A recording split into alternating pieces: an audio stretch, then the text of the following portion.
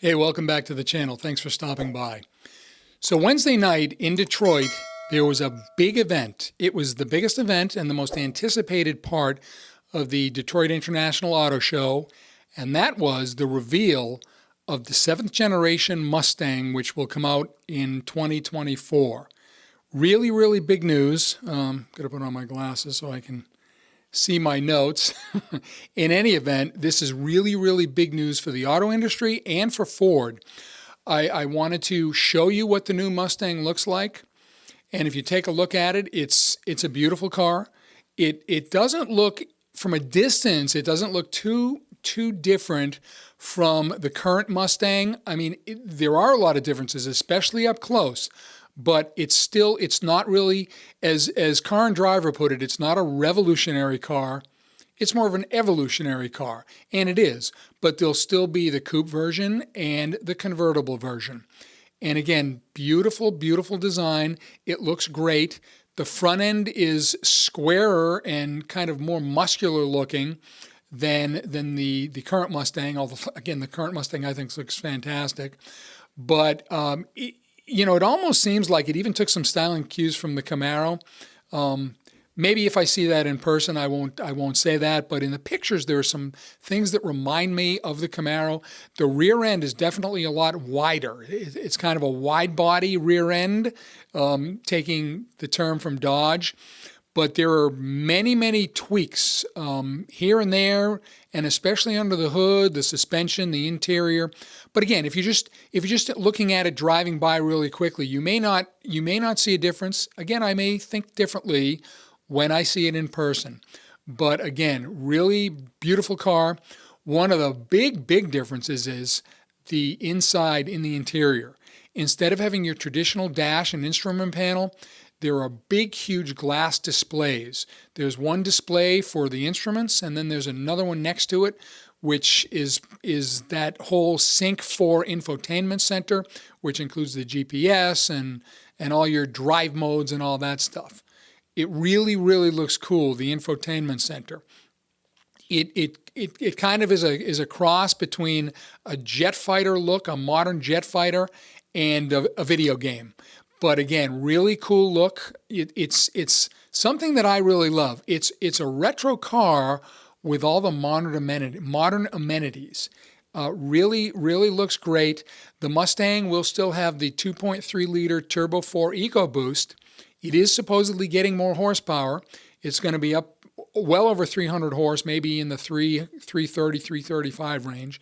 And of course, it will still have the 5-liter Coyote V8. And that also will have more horsepower. It's probably going to have upwards of, maybe 480 horse. There will be a version of the car called the Dark Horse. And this is going to have a little more horsepower, a horsepower bump, and it will be around 500 horsepower. Again, this is the speculation. There are no hard numbers out yet. But again, a great looking car.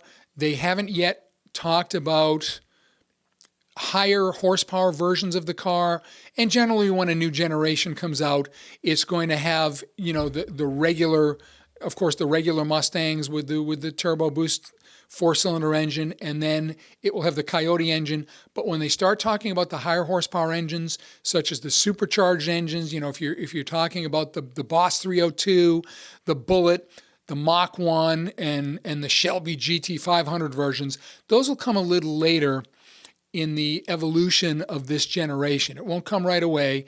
But as I mentioned, for now, there will initially just be the EcoBoost Mustang, the Mustang GT, and this new Dark Horse, Mustang Dark Horse. And that's going to be inching its way back up into the super high horsepower range. It's going to be it's kind of a mid-range, above the GT, but not quite at your, super Mustang level. It's going to have around 500 horse. It's got a bunch of handling package enhancements and a few other things. It really is a cool looking car, and the marketing for this thing is just fantastic. And that's the Mustang Dark Horse. So again, very cool indeed. Right now, you can still get a Shelby GT500. 2022 is the last year they've announced for that for now. And that, of course, has that Predator supercharged 5.2 liter V8, and it's got 760 horsepower. Again, thanks to that great supercharger and 625 pound-feet of torque. I think we used to call it foot-pounds, but anyway, pound-feet of torque. And again, when we get into the 7th generation, starting in 2024, and that generation starts to mature, I assume, hopefully, they'll be able to have a nice supercharged version of that as well. Another big difference in the look of this car is the headlights. The headlights they have these 3 LEDs. It's called the tri-bar LED headlight. So instead of your traditional headlights, and we've been moving away from that for the past few years in most cars, but it will have a tri-bar LED headlight. Again, really, really cool looking. The dashboard, again, is going to have 2 big colorful displays, and another thing that's kind of cool about these new displays is that they will be configurable. You'll be able to select different instrument panel designs, including a retro dial exactly like the 87 through 93 Fox body Mustang. It's funny, now they're calling that the retro. I think of a retro Mustang as, 64 and a half and a little newer than that into the 60s. But again, now the 87 to 93 Fox body is retro. But in any event, the new Mustang looks fantastic.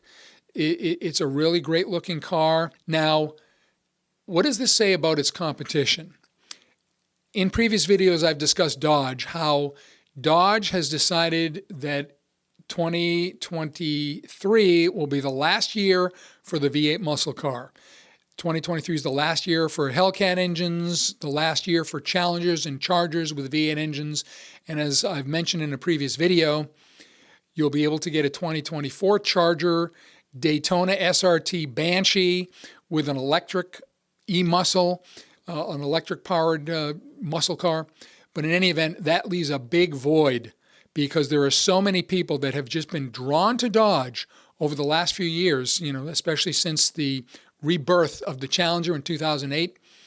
And Dodge is all about muscle cars. It's all about V8 muscle cars. The Chargers and Challengers they're still selling so well.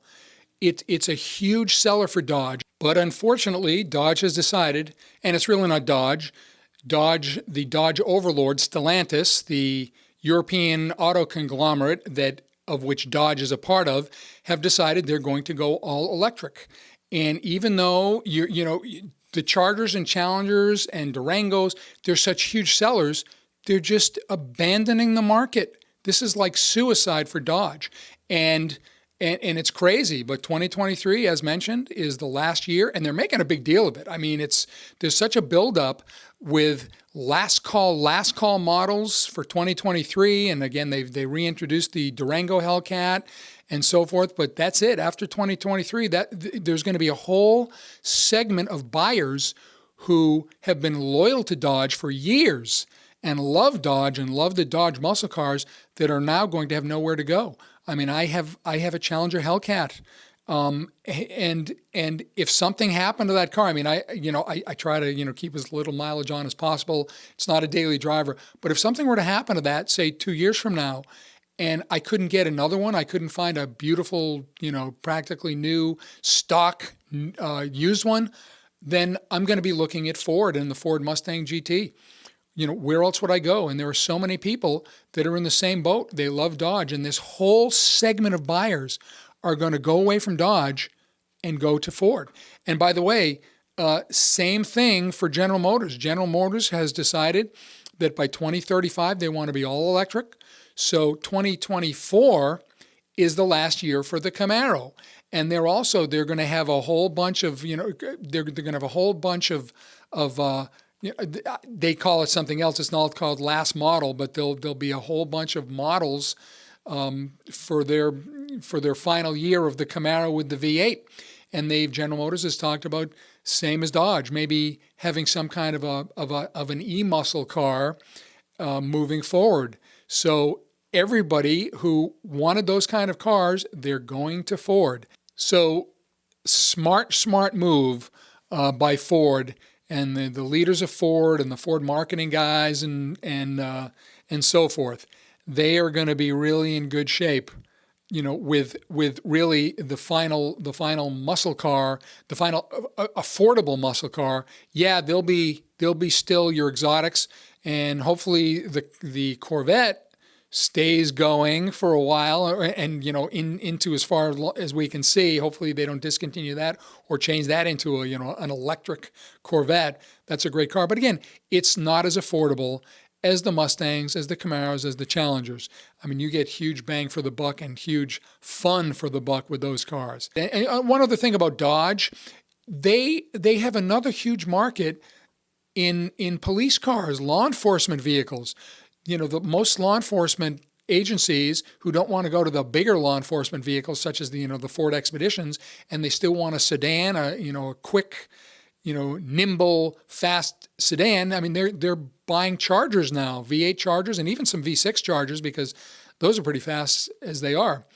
But that market, the Dodge again is just letting that market go by the wayside. I don't know what they're thinking. They're putting such a gamble into electric vehicles, and I think they're going to be sorry. And by the way, electric law enforcement vehicles are not going to make it, because in most agencies, they don't have the money to buy twice as many vehicles as they need, especially the fact that electrics are expensive. Usually you need a gas-powered cruiser, gas-powered patrol car, because those things frequently are going 24/7. When one shift, when one set of law enforcement officers come off shift and the next set go on, they switch the car out. They, the AM shift pulls their equipment out, the PM shift comes in, they put their equipment in the car, and they take off. So the cars are kind of going 24/7. And you would need twice as many electric vehicles so that one set is charging while the other set is on the road. And it's just not affordable. It's taxpayer money as well. So we still need gas cars for patrol cars for law enforcement agencies. So those are my thoughts on the reveal of the new 7th Generation 2024 Mustang. Thanks for joining. If you haven't already done so, please subscribe to my channel. Hit the notification bell so you hear about new videos as I put them out. And like this video. It definitely helps. Thanks again. We'll see you next time. Take care.